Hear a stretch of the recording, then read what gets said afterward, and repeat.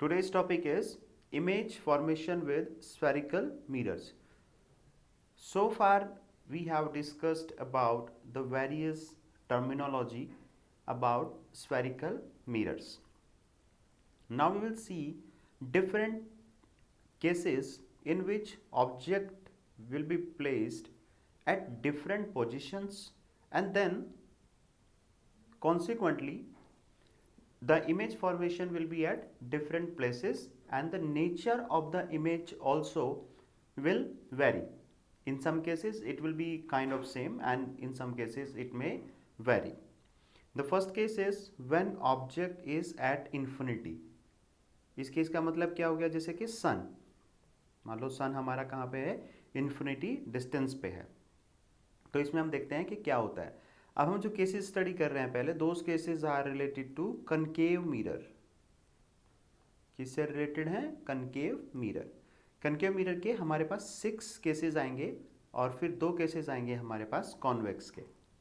अब चलिए पहला केस, ये आपके पास क्या है, M dash is your concave mirror, जिसका पोल क्या है, पी पे है, एंड जो सेंटर ऑफ कर्वेचर है वो आपका सी पे है, और फोकस आपका यहाँ पर है, इस पॉइंट पर। ये 3 पॉइंट है आपके लिए important, pole, focus and centre of curvature. और ये जो लाइन है जो तीनों पॉइंट को मिलाती है, इसे क्या बोलते हैं, प्रिंसिपल एक्सिस। चलिए, rays are coming from infinity, क्योंकि सन कहाँ है, इन्फिनिटी पे, और इन्फिनिटी से हमारे पास क्या आ रही है, रेज आ रही है। Rays parallel to the principal axis after reflection will pass through the principal focus.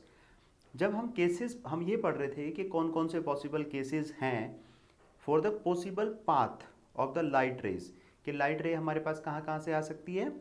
अगर प्रिंसिपल एक्सिस के पैरेलल होगी तो रिफ्लेक्शन के बाद पैरेलल हो जाएगी, सेंटर ऑफ कर्वेचर से आ रही होगी तो एज इट इज चले जाएगी, और अगर फोकस से होके जा रही होगी इंसिडेंट रे तो after reflection it will become parallel to principal axis. तो यहाँ पे क्या है हमारे पास, यहाँ पे जो रेज है हमारी वो प्रिंसिपल एक्सिस के पैरेलल नहीं है, बट इन्फिनिटी से आ रही हैं तो हम उनको एक दूसरे के पैरेलल अज्यूम करेंगे।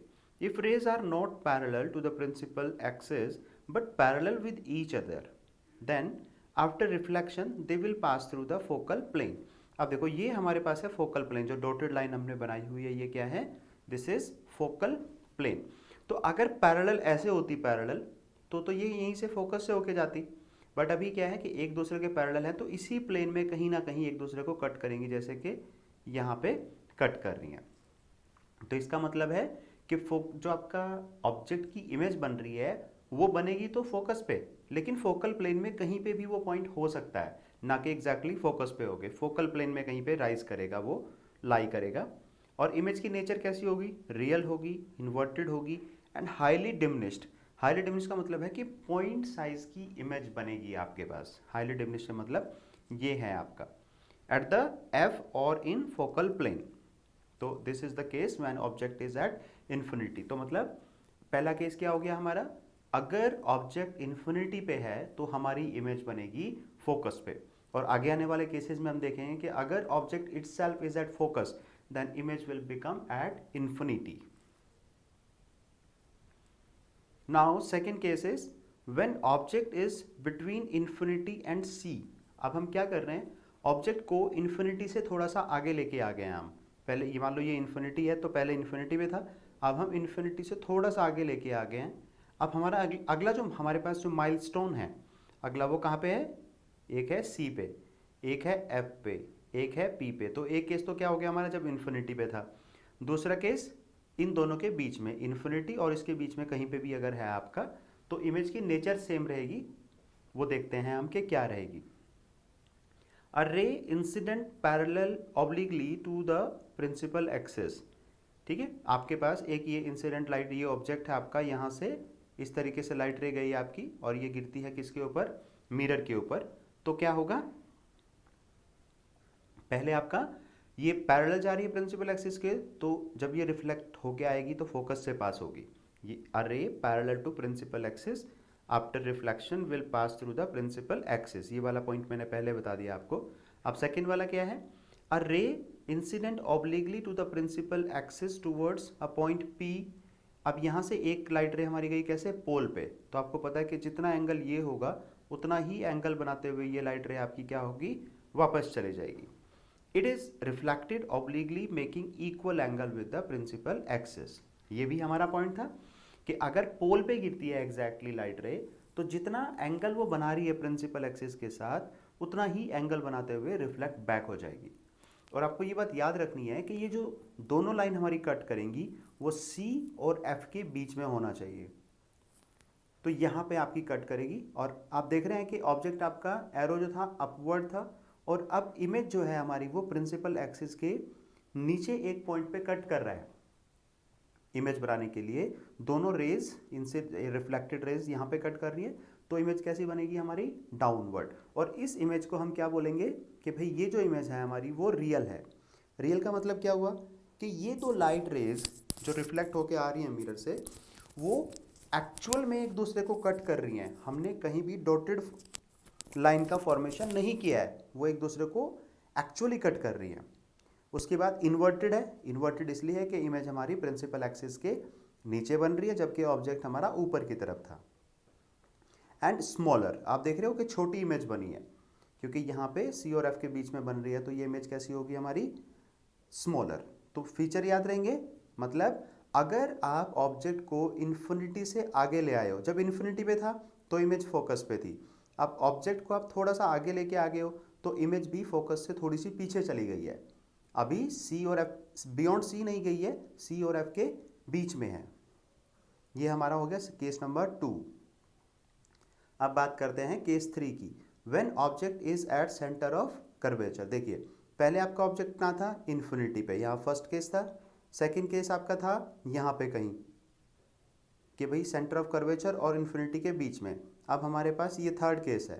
थर्ड केस में हम ऑब्जेक्ट को कहाँ लेके आ गए हैं, एग्जैक्टली C पे। चलिए अब देखते हैं, incident ray obliquely to the principal axis, ठीक है, toward point P will reflected obliquely making an angle.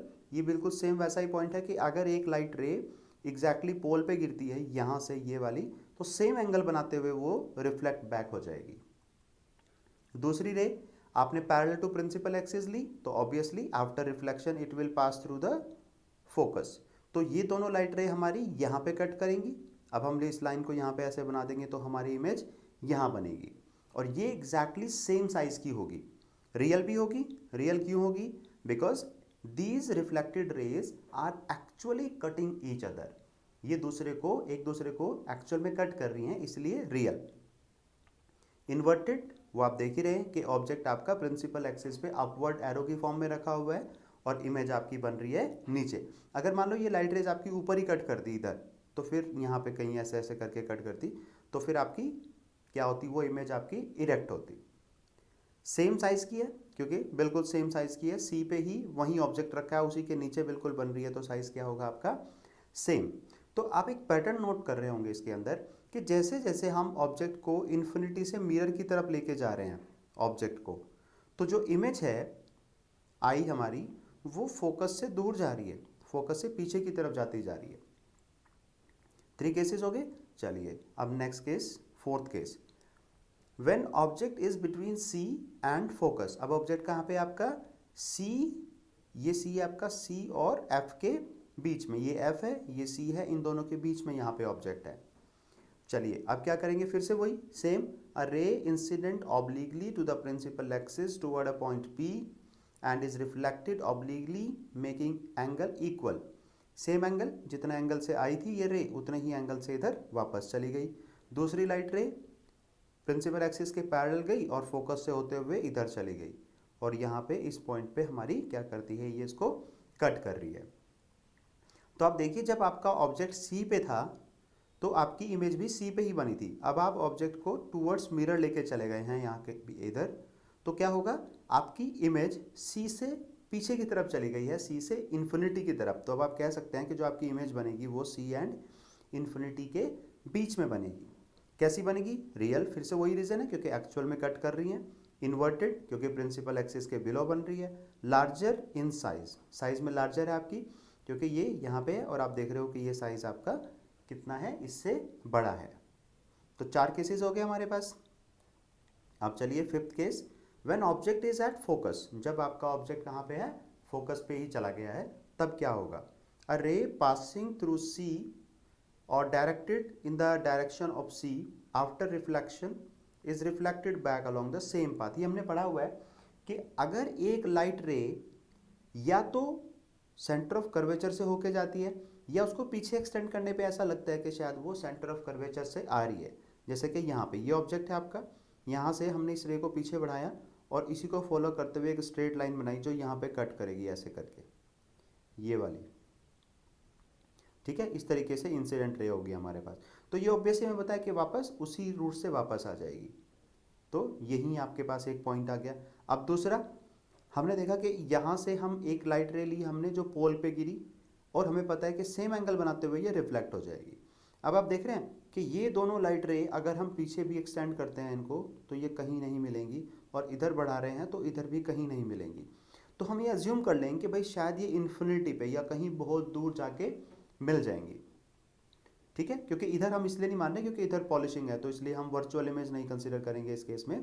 Real image के लिए हम इसको इसी साइड कन्वर्ट कंसीडर करते हैं कि इधर कहीं जाके जो आपकी लाइट रेज हैं ये रिफ्लेक्टेड वाली, ये एक दूसरे को कट करेंगी। तो इसमें a real inverted and infinitely large, अब आप देख ही रहे हैं कि जैसे जैसे आप इन्फिनिटी से ऐसे दूर जाते जाएंगे तो ये इमेज आपकी यहाँ पे ऐसे इतनी बड़ी इस तरीके से करके इमेज बनेगी आपकी, ये नीचे की तरफ इज फॉर्म्ड एट इन्फिनिटी। ये बात मैंने आपको तब भी बताई थी जब इन्फिनिटी वाला केस स्टडी किया था कि अगर ऑब्जेक्ट इन्फिनिटी पे था तो इमेज फोकस पे बनी थी, और अगर ऑब्जेक्ट अपने आप ही फोकस पे है तो आपकी इमेज कहाँ बनेगी, इन्फिनिटी पे। तो ये हो गए आपके 5 केसेस। अब तक के जितने भी 5 केसेस हमने पढ़े हैं उनमें आपने एक बात नोटिस की होगी कॉनकेव मिरर के लिए कि 5 केसेस में आपकी जो इमेज बनी है वो रियल बनी है, इन्वर्टेड बनी है। हाँ, साइज आपका ज़रूर वेरी हुआ है, जब सेंटर ऑफ कर्वेचर पे थी तो सेम साइज की थी, और जब इन्फिनिटी पे थी तो फोकस पे छोटी इमेज बनी थी। और इसी तरीके से जब आप ऑब्जेक्ट आपका मिरर की तरफ आ रहा है और इमेज पीछे की तरफ जा रही है तो इमेज का साइज हमारा बढ़ता जाता है। इसको एक टेबल में कंपैरेटिव फॉर्म में भी हम स्टडी करेंगे अभी 6th केस स्टडी करने के बाद। When the object is between F and P, जब आपका ऑब्जेक्ट जो है वो फोकस और पोल के बीच में है, अब क्या होगा, ए रे पासिंग थ्रू द सी और directed in the direction of C toward reflection is reflected back along the same path. यही पिछले वाला रूट जो हमने लिया था कि एक लाइट रे आपकी ऐसे गई कि वो यहाँ से गई ऑब्जेक्ट से होते हुए और मिरर पे गिरी और फिर उसी पाथ से वापस आ गई। दूसरा, 2 रे चाहिए हमें, यहाँ से पैरेलल ली हमने तो रिफ्लेक्शन के बाद आपकी फोकस से होकर इस तरीके से रिफ्लेक्ट होगी। अब आपको दिख रहा है इधर कि इधर तो डाइवर्स होती जा रही है, ये लाइट रे ऐसे जा रही है और वो ऐसे जा रही है, तो ये इधर तो कहीं कट करेंगी नहीं। तो हमने क्या किया, इनको पीछे एक्सटेंड कर लिया ऐसे डॉटेड लाइंस बना के। तो हमने देखा कि यहाँ पे कट कर रही है, तो ये प्लेन मिरर में जैसे इमेज बनती थी बैकवर्ड मिरर के पीछे की साइड, ऐसे ही हमने अब इसको यहाँ पे बना लिया है। तो अब देख रहे हैं आप कि ये एक्चुअल में कट नहीं कर रही थी, हमने इनको ज़बरदस्ती कट करवाया है पीछे की तरफ एक्सटेंड करके। तो ये कैसी इमेज बनी है आपकी, वर्चुअल इमेज। कैसी है, आपका जो ऑब्जेक्ट है वो भी अबाउ द एक्सिस था और इमेज भी आपकी अबाउ द एक्सिस बनी है। तो ये आपकी वर्चुअल इमेज है, इरेक्ट इमेज है और आपकी लार्जर इमेज है। साइज क्या है इसका, लार्जर है। और ये आपका, अरे ये तो बता ही दिया मैंने आपको पॉइंट कि किस तरीके से 2 हमने लाइट रेस ली हैं, ठीक है। तो ये हो गए हमारे 6 डिफरेंट केसेस। ये इनका कंपैरिजन है, इससे आपको टेबल को याद रखने में इजी रहेगा। जैसे अगर इन्फिनिटी पे ऑब्जेक्ट है तो इमेज कहाँ पे बन रही है, फोकस पे। और पहले 5 cases, real inverted highly diminished, real inverted smaller, फिर रियल इन्वर्टेड सेम साइज, और अब साइज यहाँ से बढ़ना शुरू हो जाएगा। यानी कि एक तो पहले तो इमेज बिल्कुल छोटी, कैसी है, बिल्कुल ही छोटी, पॉइंट्स हो इसकी। उसके बाद ऑब्जेक्ट से स्मॉलर, उसके बाद सेम साइज, उसके बाद इनलार्ज, और उसके बाद बहुत ही बड़ी इनफाइनाइटली लार्ज इमेज। 5 केसेस ऐसे हैं, पहले बिल्कुल छोटी, फिर उससे बड़ी, फिर इक्वल, फिर बड़ी, फिर और बड़ी। अगर ऑब्जेक्ट बिटवीन इन्फिनिटी एंड सी है तो ऑब्जेक्ट आपका आ जाएगा, सॉरी इमेज आ जाएगी सी और एफ के बीच में, यानी पीछे की तरफ चली गई है इमेज। अगर सी पे होगी तो इमेज भी सी पे ही बनेगी। अगर ऑब्जेक्ट आपका सी और एफ के बीच में है तो आपकी इमेज जो बनेगी सी और इन्फिनिटी के बीच में बनेगी। अगर फोकस पे है तो इन्फिनिटी पे, और अगर फोकस और पोल के बीच में है तो बिहाइंड द मिरर, क्योंकि इन्फिनिटी से दूर और कहाँ जाएगी इमेज, इसलिए अब वो क्या करती है, अपनी डायरेक्शन चेंज करती है और इमेज के मिरर के पीछे पहुंच जाती है।